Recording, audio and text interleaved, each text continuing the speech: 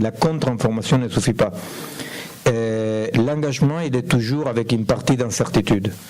C'est-à-dire que ce n'est pas une somme de contre-informations qui va permettre à un moment donné de bouger. L'action est un coup d'aider. C'est-à-dire que il faut, c'est-à-dire que je suis tout à fait d'accord avec ce que vous faites, ça me semble très très bien, c'est pas du tout en contradiction avec ce que vous dites. Mais en plus de ça, il faut quand même savoir que dans l'action, il y a un coup d'aider. On s'engage toujours dans une certaine ignorance de la chose, et à un moment donné, quand même, il faut mettre les corps, quoi. C'est-à-dire, il faut mettre les corps, et mettre les corps en acceptant l'incertitude de pas trop savoir si on a raison ou pas, mais là on y va. Mais il faut y aller, quoi. Il faut y aller. C'est-à-dire que je pense que c'est très important de créer, de produire de la contre-information. C'est très important. Ce n'est pas une contradiction dans ce que vous dites, mais simplement, il n'y a pas un niveau d'information qui va déclencher le mouvement. On bouge dans l'incertitude et dans les paris. Il faut accepter ça. Quand ils nous disent vous sortez à la rue, mais quel est votre programme? Il faut dire je n'ai pas de programme, tu vois.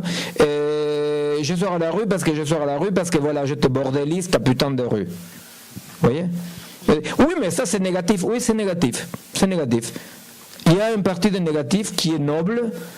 Et c'est pas vrai que pour contester l'horreur, il faut avoir un programme alternatif. Ce n'est pas vrai.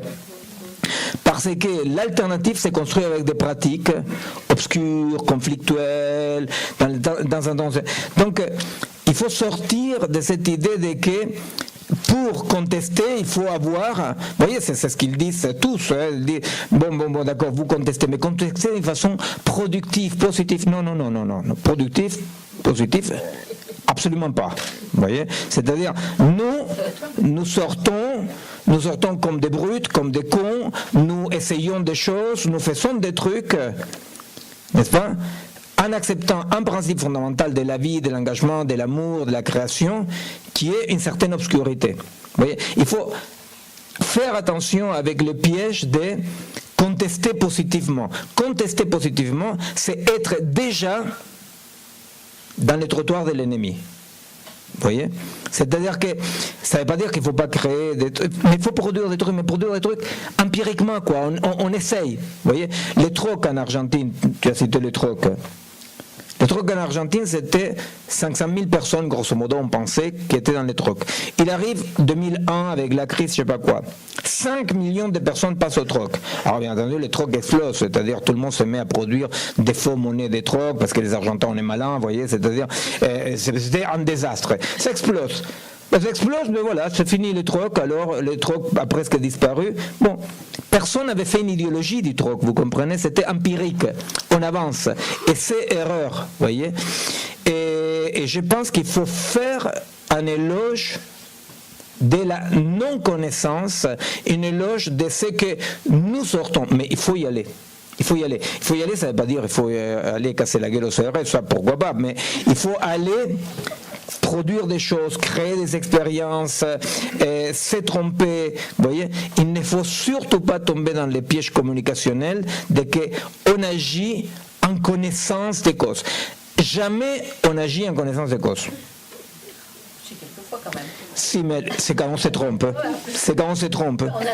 En général, quand on agit en connaissance des causes, c'est à peu près sûr qu'on se trompe. C'est-à-dire, jamais, vous imaginez, vous ne tombez pas amoureux en connaissance des causes. Vous ne peignez pas un tableau en connaissance des causes. Je ne suis pas rentré dans la résistance de lutte armée en connaissance des causes. Je n'ai pas fait des enfants en connaissance des causes. Vous voyez? Et je ne suis même pas né en connaissance des causes. Alors donc, et j'espère ne pas mourir en connaissance des causes, c'est ma lutte, c'est ma lutte avec les collègues des soins palliatifs qui n'arrêtent pas de casser les pieds aux pauvres mourants en train de dire mais vous savez que vous allez mourir, fous-lui la paix, fous-lui la paix.